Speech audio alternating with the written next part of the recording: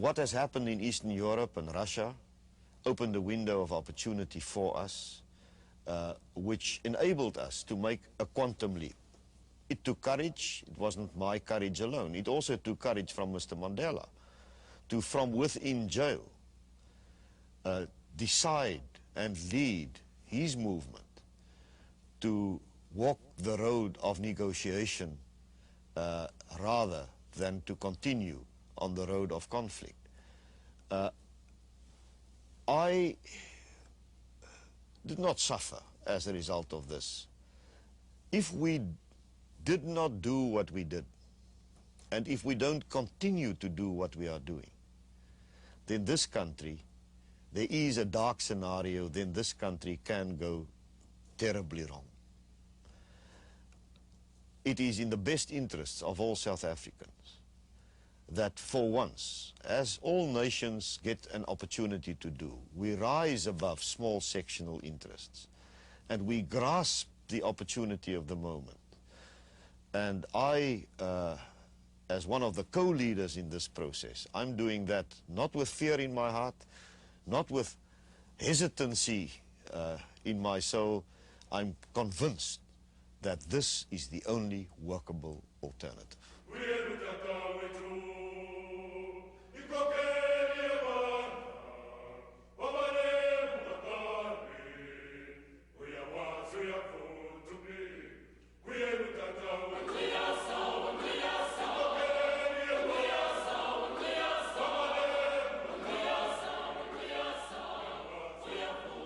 It took indeed about 350 years of open and violent confrontation between Afrikaners, British colonists, and African societies to make the transition from conflict to negotiations and finally nation building. The colonial society established by the Dutch East India Company around the Cape region evolved into an industrialized gold exporter economy. The precedent was set very early for a racially divided society. And despite substantial economic transformation, the black majority's social and political status evolved little since the 17th century. Blacks had to organize themselves and fight their way through innumerable political obstacles and sacrifices to finally start transforming South Africa into a multicultural democratic society. The victory against apartheid was a collective achievement. I'm a member of a great team of men and women in this country, some of whom stand head and shoulders above me in the sacrifices that they have made and in the achievements that they have scored. And but I take the support and the compliments which I get as being directed to the organization to which I belong, and the wonderful heroes and heroines of our country coming from a diverse political affiliations. That's how I regard it. On April 27, 1994, millions went to vote in South Africa's first multiracial elections.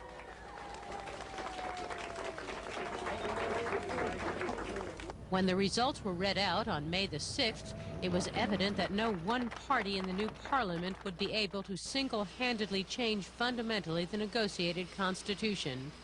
Naturally, the ANC, with nearly 63% of the almost 20 million votes cast, reached a comfortable majority of 252 seats in the 400-seat national legislature. But the showings of both the National Party and the Inkatha Freedom Party were more than honorable. A relative balance was also achieved with the regional electoral results. That is important in the new system of government comprising 9 regions with a fair degree of autonomy. While the ANC won in 7 regions, including the PWV, the Pretoria-Johannesburg area, the National Party won the parliamentary majority in the Western Cape and the Inkatha Freedom Party in the KwaZulu-Natal provinces.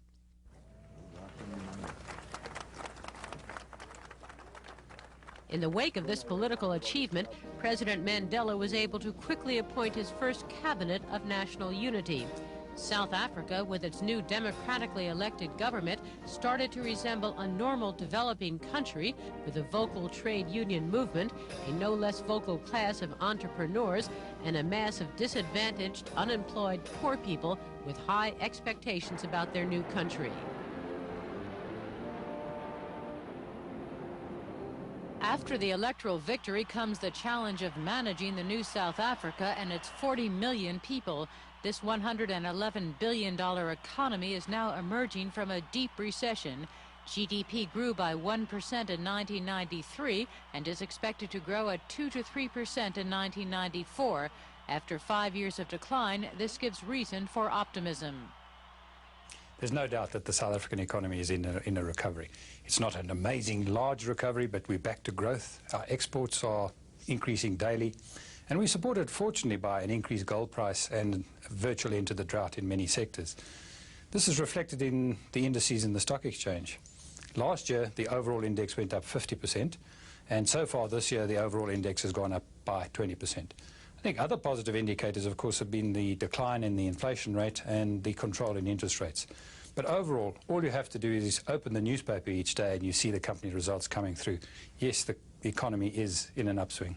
However, the government of national unity inherits an economy which has the appearance of good health, but in reality hides a number of structural weaknesses. For the last 30 years, the trend of the GDP growth rate has been declining. And most importantly, unemployment has increased dramatically.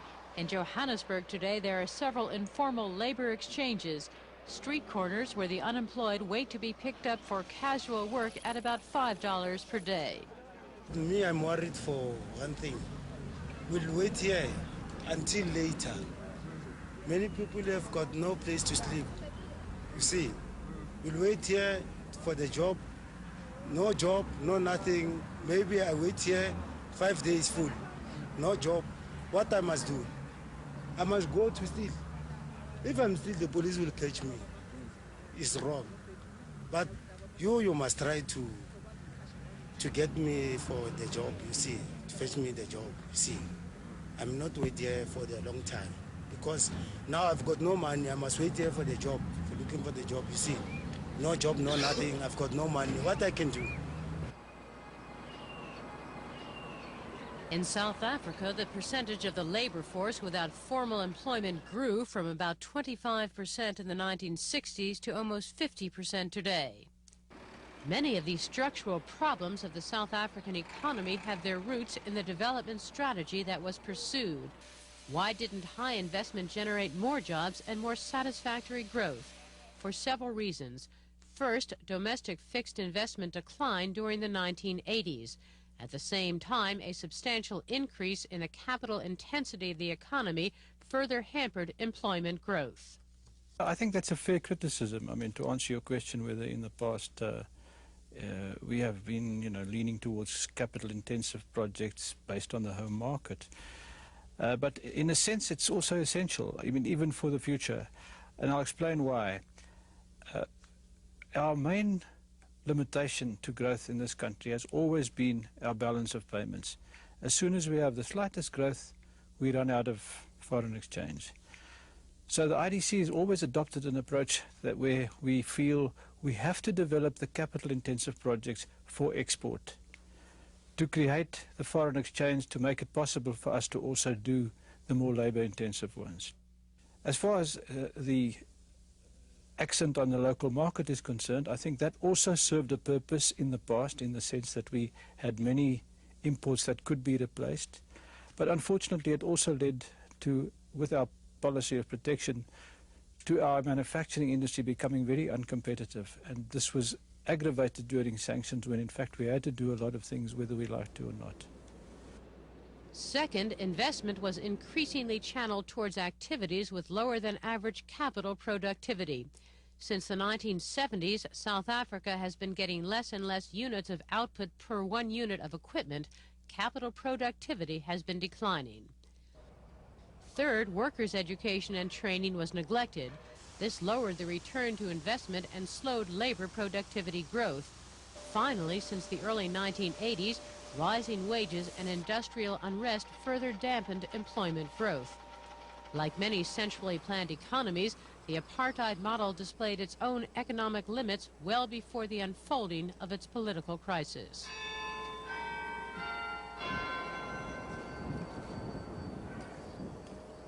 The economy's structural problems can only be corrected progressively.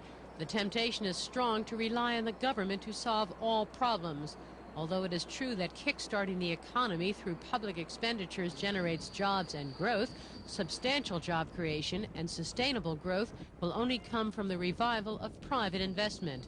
And to raise private investment from its depressed level, policies need to be transparent, credible, and stable. What private investors are looking for is obviously to make profits. And they think they're going to make profits if you've got a sound and stable government, which means that you want to have a sound constitution that's broadly acceptable to all. The second thing is that investors look for is growth in the market, which is also going to come from sound macroeconomic and fiscal policies, sound exchange rates, reasonable tariff rates, and also, I would suggest, an international competitive tax rates. These are all important to the country. Happily, all these things are more or less in place now.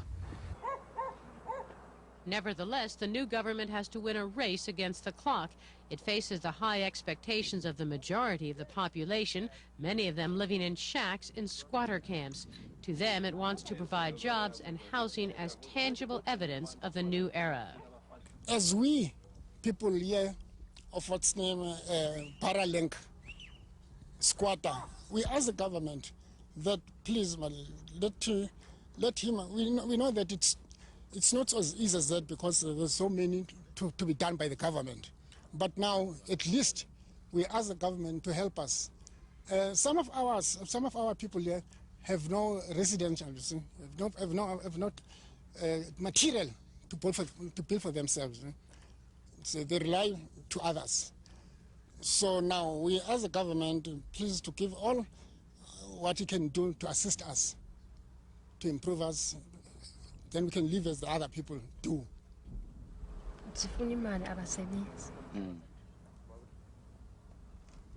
Her name is Nopumzile Ngozi.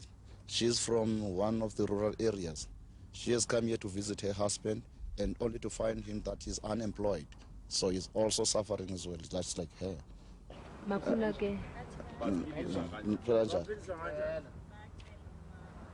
They are living this case by asking from the neighbors, help from the others. They are begging from other people because they used to have some stock. They've sold them all.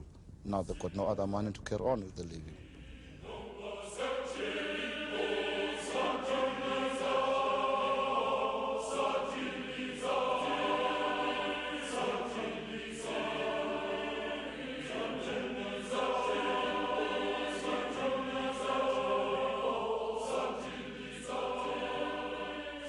Our people are entitled to have these high expectations because they can see their white counterparts enjoying rights and privileges which are denied to them, and therefore they are justified. But we have warned them that the task of addressing their basic needs is not one that can be achieved overnight. It is a process which, as you say, requires a great deal of patience. Nevertheless, we understand the urgency of speed in addressing these problems. It's difficult for people who have suffered, who are now living in the world of hope, that now that there's a black government, a predominantly black government in this country, that there's going to be delivery. It's difficult to urge them to be patient.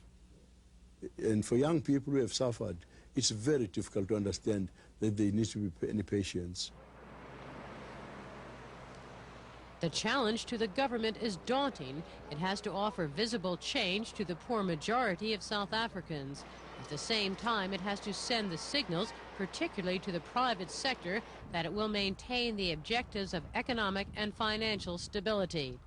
There are already concerns being expressed about how additional social expenditures could raise the fiscal deficit to unsustainable levels.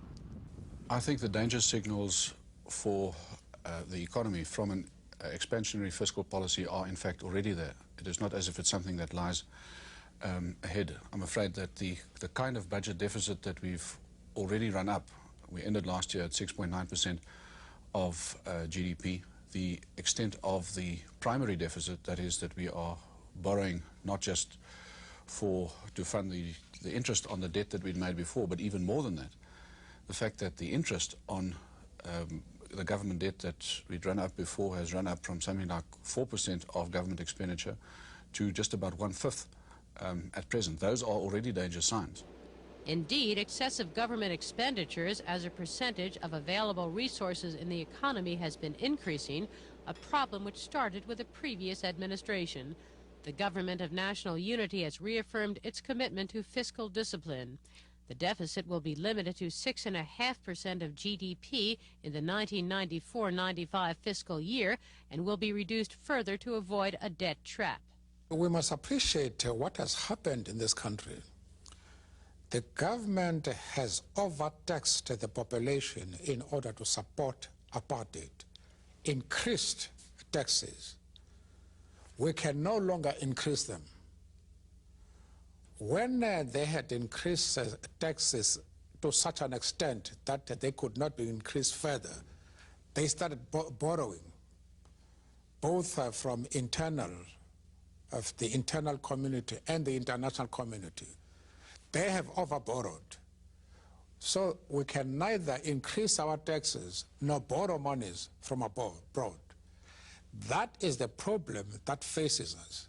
This means that we must observe fiscal discipline, which means that we must reduce the deficit, which is very high, and we must reduce taxes so as to attract investments. Investments are going to be absolutely crucial in order to expand the economy, because it is by expanding the economy that will be able to provide jobs for large numbers of people who have been excluded from participating in our economic system. Increasing participation in the economy translates into reducing unemployment. It will require new and bold policy directions. The Government of National Unity has endorsed the ANC's Reconstruction and Development Program, commonly referred to as the RDP. Now the challenge is to translate the RDP into specific, manageable and efficient government programs. The RDP is essentially a growth and developmental strategy.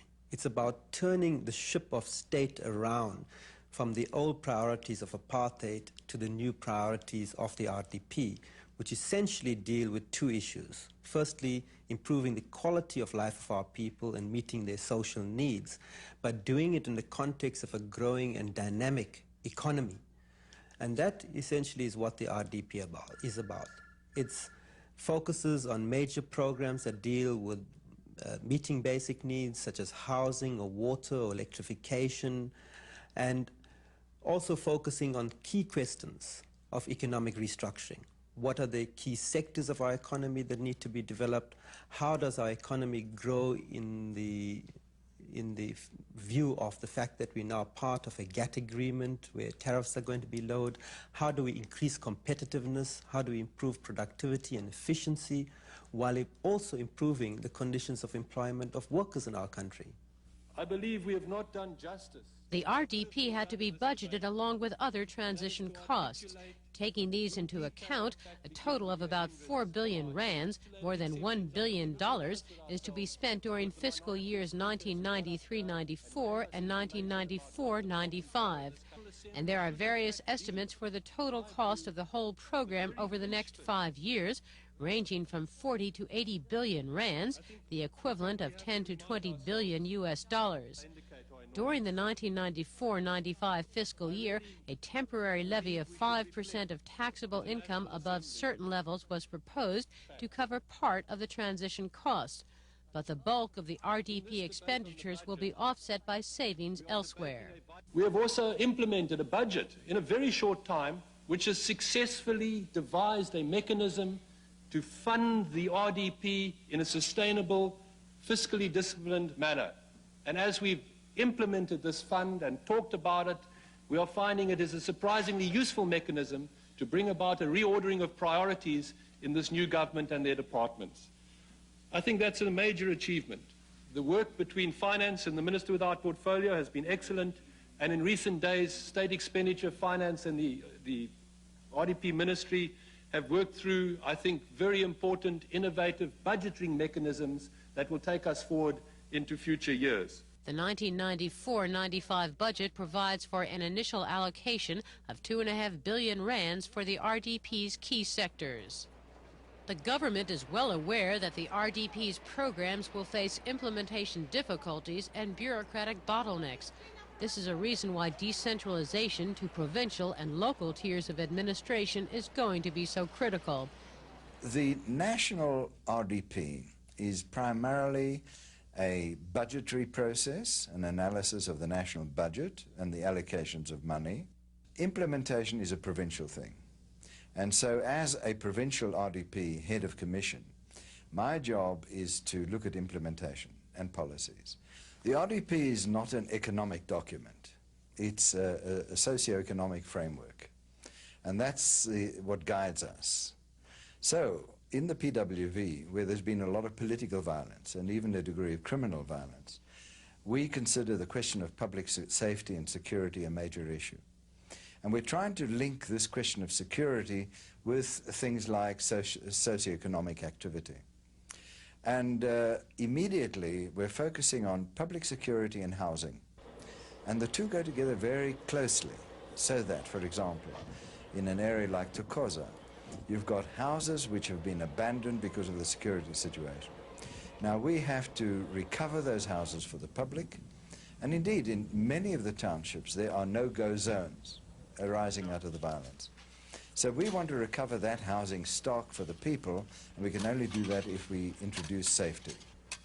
This is just an example of the intersectoral way that the RDP works. The success of the RDP will depend to a very large extent on the stability of local communities. Local government has to be stabilized. It has to be democratized. And the only way you can democratize local government is through holding elections at local level.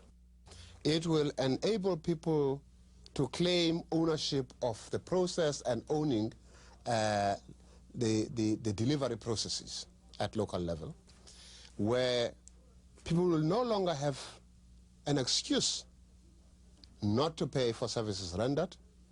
They will not longer claim that the local authorities are illegitimate and are not representative of their interest. They will be themselves in those structures and serving their own interest. So it will be necessary that they collect funds and in order to improve the quality of life of the people at local level. There are vast disparities among the various segments of the population. For instance, the average black income in South Africa is $1,100 a year compared to about $8,200 for whites. In key sectors such as education and healthcare, there is also room for improvement. The reactions to the RDP are generally positive. In the business community, those who might have been anticipating populist overspending by the new government seem temporarily reassured. I think you can achieve the aims of the RDP over a period without undue fiscal and inflationary pressures. I think it will be necessary for the RDP expenditure to grow fairly slowly in the early years while the economy is growing, and therefore while the tax base is being increased and the amount of money that will flow to the fiscus is increased accordingly. It should also be possible to accelerate this growth by further processes of privatization in South Africa. There have been some. This is something that's been conducted in many other countries in the world, and it really means that the government is able to pursue its socio-economic aims without running into fiscal problems. And at the community level, there are those who look at the RDP's political and social dimension. Stabilization of the communities, the removal of violence, the removal of fear out of our communities will be a great, great help towards making this country a viable country. I must say that without an element of stability, there are certain areas that will be left behind. And I'm sure it's already happening. There are areas that are continuing to become slightly violent. Lots of development programs, even those that are driven by the RDP, find it difficult to hit the ground there because of the tensions on the ground. And yet you need development in those areas to remove fears and tension. So to balance that, this is a challenge of this new government, a challenge of an organization like mine, to get into the communities there and while developing houses, to develop hostels, because the two seems to be tension, do it same time, simultaneously. And we must get in with training programs. The bigger chaps like the World Bank and the Development Bank of South Africa must come in with infrastructure, bulk infrastructure programs. And that's the only way.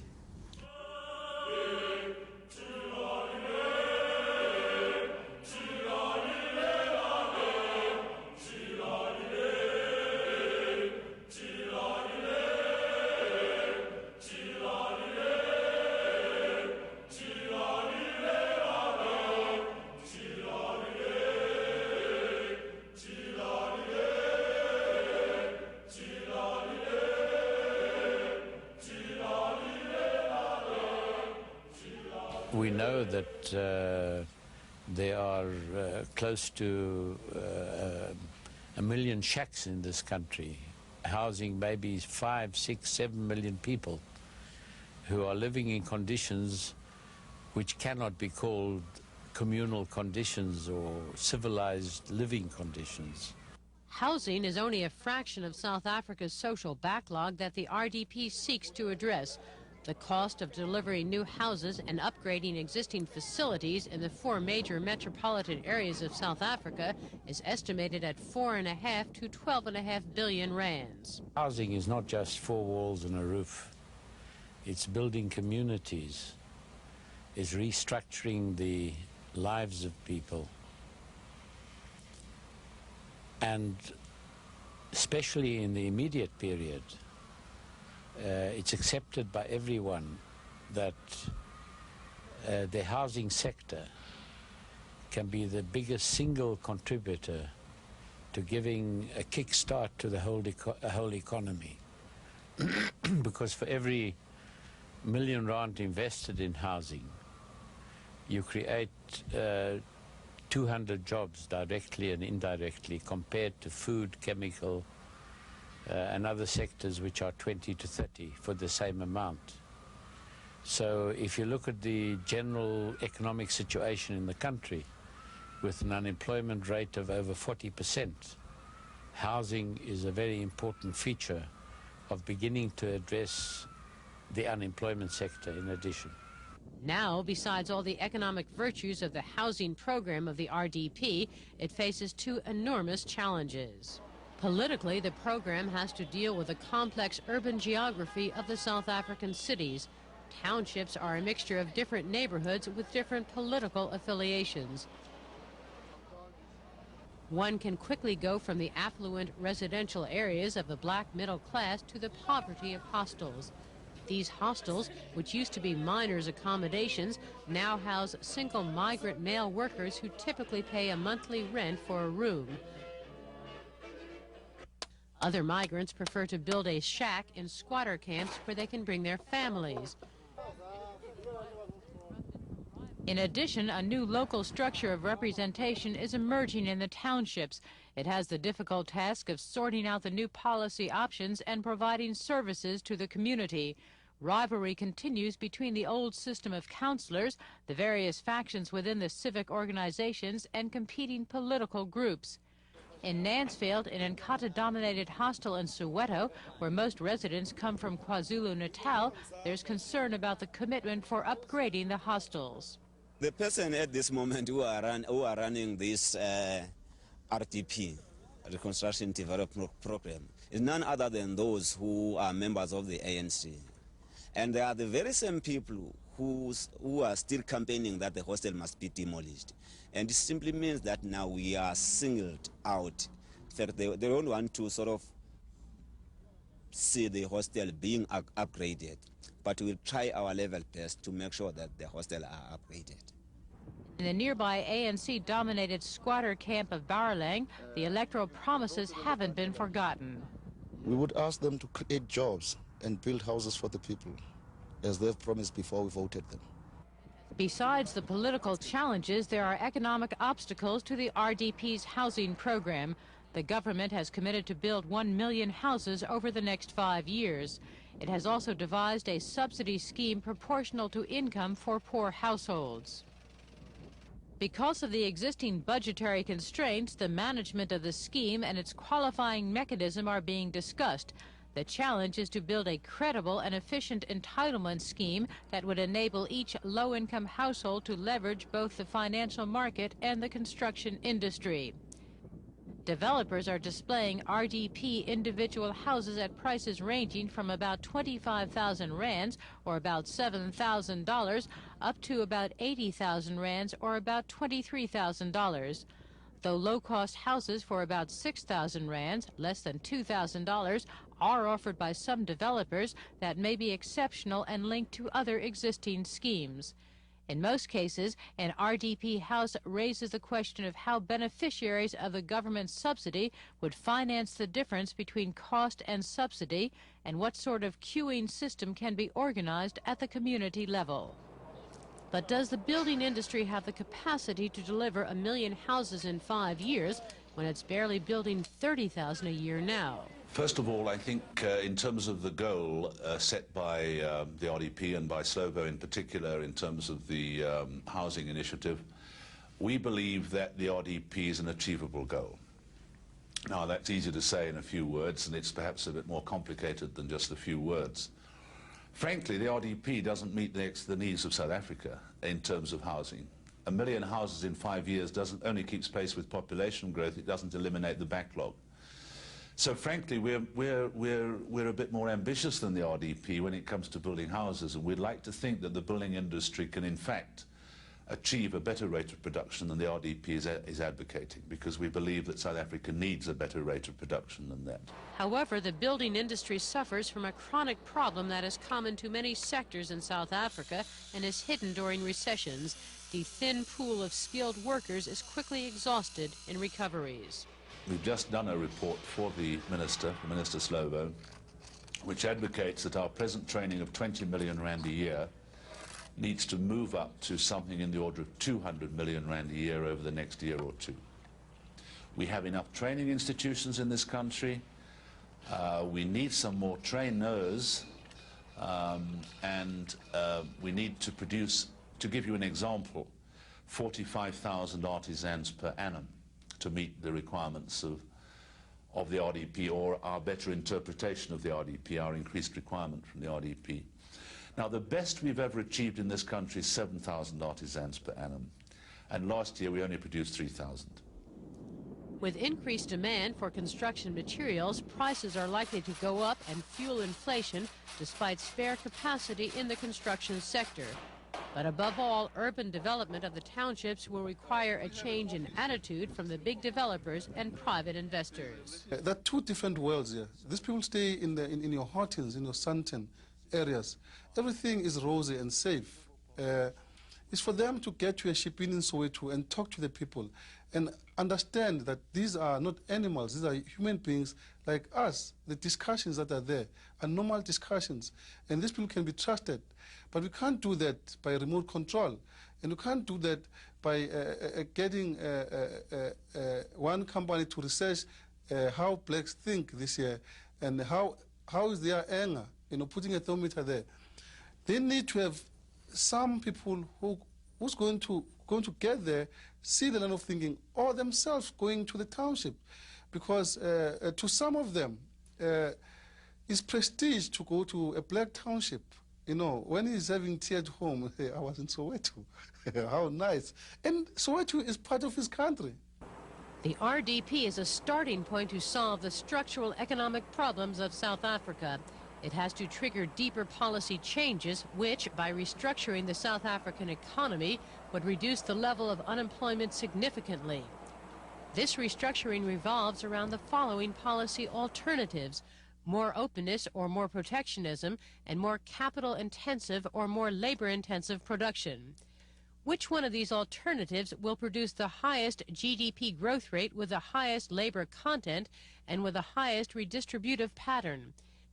To answer this question, one has to know from which economic sectors is growth going to come in the future of South Africa. The share of GDP of the once powerful mining sector has been decreasing from more than 20% in 1946 to less than 10% in 1993. Mining and energy sectors combined employ today less than 9% of the labor force as compared to 14% in 1946. The reasons behind the sector's decline are various. For instance, the fall in the prices of minerals and the lower grades in South Africa's minefields, which reduced productivity and profitability. The dynamic services sector can help. South Africa has a sophisticated financial sector, and there is scope for growth and job creation in exporting services like tourism. We can bring many more people, and this is the beauty of tourism, without major investment at this stage, without long leading times. Immediately you can switch on and you can increase the number of tourists with a direct effect in terms of job creation. Every 11, 12 tourists coming to South Africa creates one direct and perhaps 3 or 4 indirect jobs. So immediately it will have an impact on job creation, and it will spread the job creation right through the country, because the tourist goes to various cities and places of attraction. We have a great, particularly great advantage in terms of our wild, our animals, our natural beauty, and therefore I believe South Africa has the capability of becoming the #1 eco-tourist destination in the world.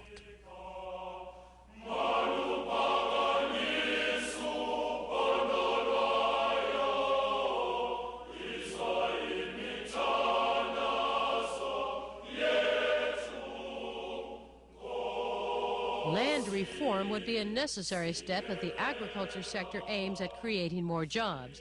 Land appropriation, the provision of marketing and other forms of support to commercial farmers, has left South Africa with an agriculture sector dominated by large-scale, capital-intensive farms.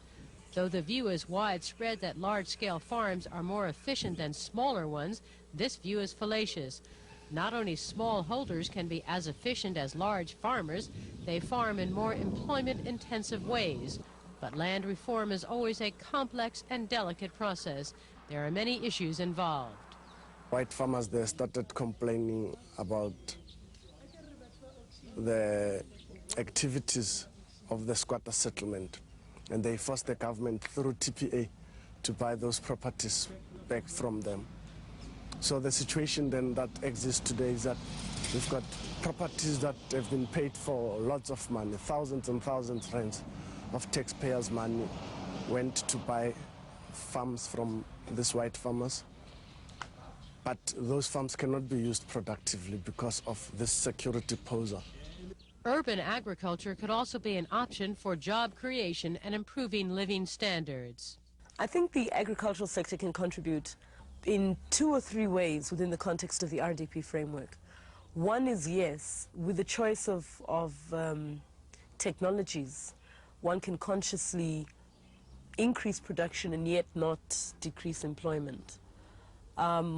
Agriculture within the rural context and its multiplier effect can actually generate income within the rural areas and hence provide some kind of a living there. And the third is, if you think of what was being said about the impact of farmers, vegetable farmers next to a township where people are now taking on their back gardens, one would be able to demonstrate how easy it is to grow, and hence your household level of food security, which again is a concern of the RDP. The bulk of economic growth and job creation will not come from agriculture. It needs to come from the growing manufacturing sector. The manufacturing sector employs today about 25% of the labor force, as compared to a bit more than 10% after the Second World War. Growth of the manufacturing sector comes from both the export market and the domestic market. A favorite debate among economists is which market should be targeted primarily. South Africa, like many other large developing economies, has pursued a strategy of import substituting industrialization for a long time. That basically provides a basis for a broad-based industry, typically inefficient in the sense that there are price distortions and productivity may be low. But on the other hand, the industry is there. The question is, how does South Africa turn this import substitution-based industry into a basis for, so to speak, a more open, export-balanced kind of economy? The government is now publicly committed to a strategy of export-led growth and reducing protection for industries in line with the new GATT Accords, which will stimulate more competition in its domestic market. Going for an export-oriented growth strategy in a more open economy does not mean that all the economic debates are over. First, because opening up an economy might increase unemployment in the short term when uncompetitive factories shut down. Second, there are several possible routes to export-led growth from where South Africa is today. Exports can be relatively more capital-intensive or labor-intensive. The Alusaf project, an aluminum smelter, continues the South African tradition of highly capital-intensive operation. We are putting up the world's biggest smelter ever built at one time, 466,000 tons of production, 3 times the existing facility's capacity. It is going to be the biggest private sector project ever undertaken in South Africa, and it does meet all the criteria that I've talked about, therefore. Scale, technology, high productivity, and therefore low labor employing capacity. That's true.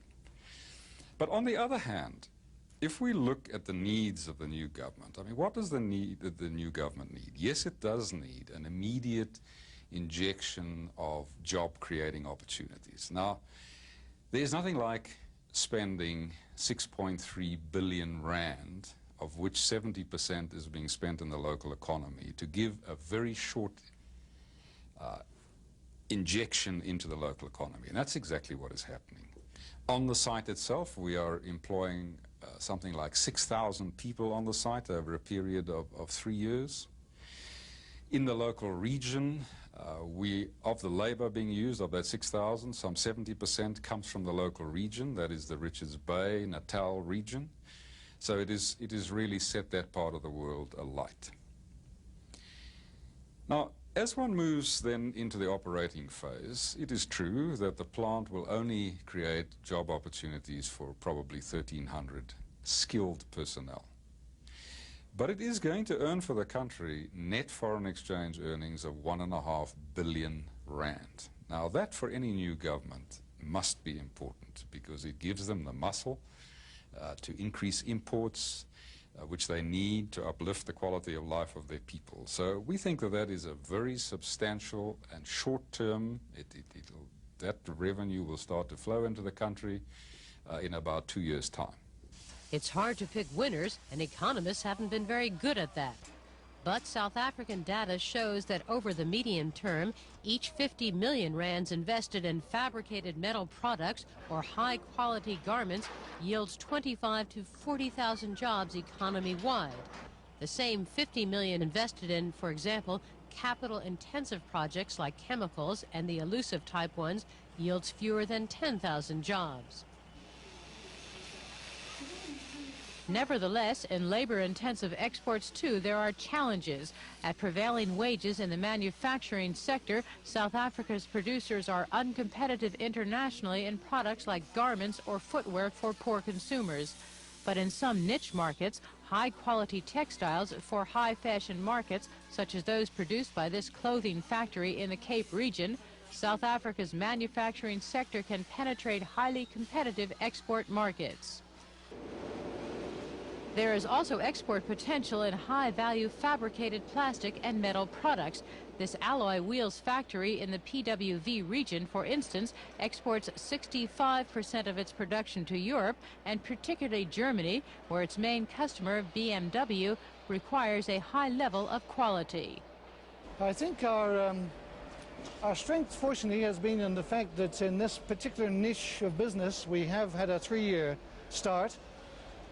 We had the people that saw the opening in the earlier years, and that head start has been very important, because to start today from that point would be a weakness indeed.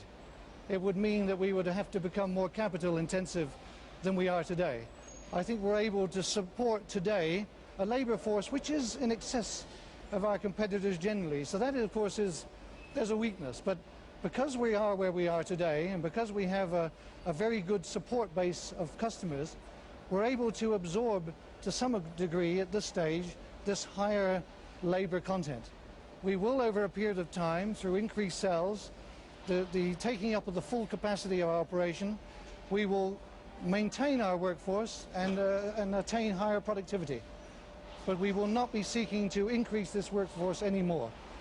Export success requires high product quality and reliability in meeting delivery schedules. Labor cost is obviously also important, but how far can you push for wage moderation without triggering labor conflicts in South Africa? There's no guarantee that with lower wages, the companies will necessarily employ more people than they need to. You know, the big challenge is that of productivity on that front. And the impact of wages on employment, we would argue, has been marginal. So this is why we are arguing for a strategy for growth that takes into account a high level of wages. The countries we are competing with, potentially, for markets, pay much better wages, but they compete better because they've got all the other factors of competition right. We're not going to be able to compete for wages with the Chinese workers, and that wouldn't be the right direction to go. We wouldn't accept it. I think the final point there is that in a post-apartheid situation where you've got a fairly militant, politicized workforce, where you've got challenges that can be met by partnership, there are trade-offs for a partnership. An attack on wages would not be the basis for the trade-off, and it would destroy the whole project. I think serious companies are not scared about this. Like Business South Africa issued a statement saying there's no threat to business confidence from this. Andrew Levy, a well-known consultancy firm, said this is normal, you know, and this is completely normal, and it's part of a normal society to have strikes. Germany has got huge strikes for weeks and weeks in their metal industry, and they're still doing all right. Many of the trade union members who are employed recognize that their family members have no jobs, and that there is some sense and obligation to try to construct a social package that will create opportunities for their families and their children. And that certainly there may have to be sacrifices made, but there's got to be some reciprocity further down the line. And insofar as structuring a social program, a social package, a tripartite relationship, I think the trade union movement is mature and recognizes the need for that. Inevitably, building a social package will be costly. Almost certainly the fiscal deficit is going to go up. There's a tremendous social backlog in South Africa, and tremendous backlog of social demands, which is going to have to be met essentially by the government. To meet that, the government is going to have to put more resources into education programs, health programs, pension funds, the sort of whole structure of a social safety net, which most countries have. That's going to cost money. It won't be entirely financed by taxes. That means there's going to have to be a bigger fiscal deficit.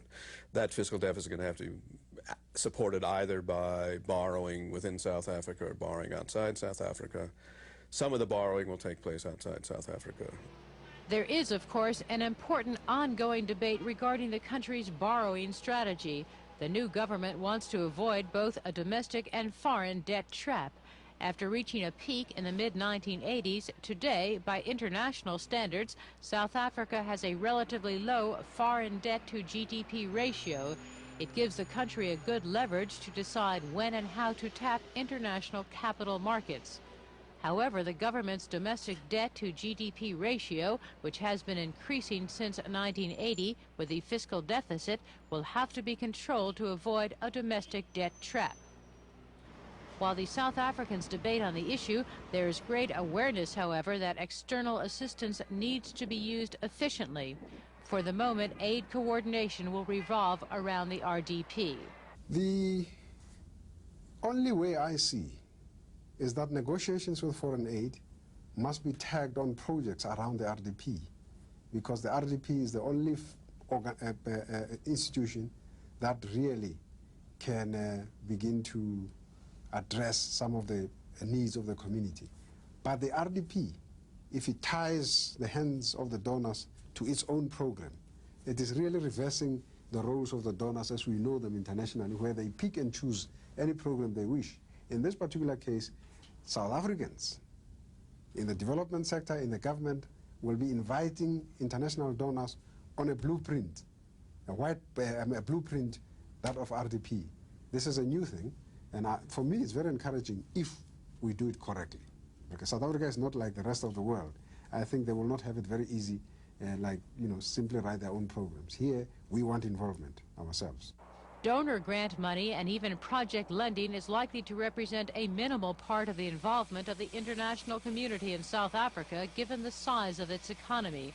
For instance, total U.S. foreign assistance over the last couple of years has been well under $1 billion, less than 1% of South Africa's GDP.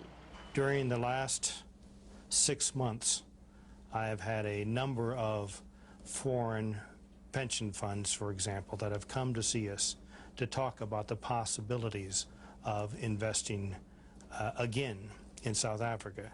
And many of these funds that have been on the level of 20, 30, 40 billion and more dollars managed by these U.S.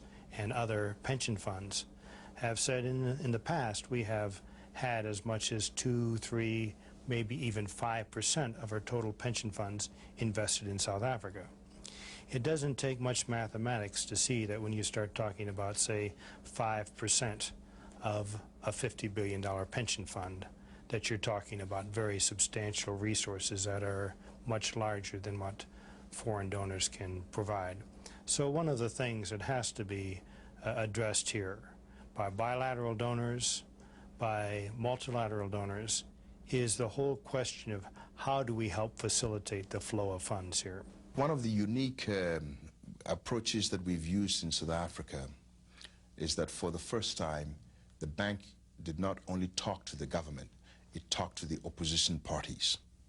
One of the critical conditions necessary for our work in South Africa before the transformation was that we had the freedom to talk to all the parties. The ANC, PAC, IFP, the NATS, and when I say all of the parties, not just the political parties, but the NGOs, including the labor unions, the churches, and those NGOs, community-based organizations that have been helping the communities under the apartheid regime. This is quite unique. I don't know of any country where the World Bank talks to the opposition directly. But in South Africa, given its history and the process of transformation, the only way that the bank could really be successful is to talk to all of the various parties. In the end, we've learned a very good lesson that, in fact, the bank needs to make its recommendations, its analytical work, open to the general public. And through the debate that ensues, the bank can learn a lot in formulating whatever final recommendations that it has. And became a South African. Eventually, it will be up to the South Africans themselves to set the pace for changing their economy and choosing the best development strategy according to their own priorities. And there is a great deal of political realism in accepting that the future may be less miraculous than the present honeymoon, but that problems can be solved and will be solved. Well, I've always said that if the South African problem can be solved, any problem in the world can be solved. Because South Africa had within it the ingredients of every social evil that you can imagine. Not just gap between rich and poor, which is enormous, but extreme forms of racism. It's got the ethnic element in it. It's got all the components which normally lead to explosions and to violent confrontation. I think there will be bumps and there will be setbacks at times and the boat will be rocked at times. But I think that we have quality leadership from many sides in politics and in business and in society, which will assure that we will manage those challenges as they come. If we achieve the continuance of the miracle, as you call it, then we will be able to play the role which I believe South Africa is destined to play, also on the continent of Africa. The whole of Africa is praying that we will succeed. And inside South Africa, there is a great sense of responsibility also with regard to our neighbors. South Africans have this hope that somehow we have been chosen by God to do some special mission that nobody has ever done through all the generations in the past, you know. We are the rainbow children. And it's letting the side down if somebody does something that looks normal but it's conflictual. I think it's a sort of deeply romantic, idealistic notion that comes out of the fact that we have done one miracle. We have done this political transition. We've got a successful election, which nobody expected us to do. And it was done peacefully. And everybody's in it, you know? And that's a miracle. But we are not going to run the whole country on miracles forever, you know? And I think the unionists are one of the people that are least sentimental. What encourages us is the unity of all political groups, the unity of all sections of the population, the development of a common loyalty to a common fatherland. That is what is encouraging us. And with the support of the world, I think that we will be able to address our problems and to join the great international team in addressing the problems in the rest of the world.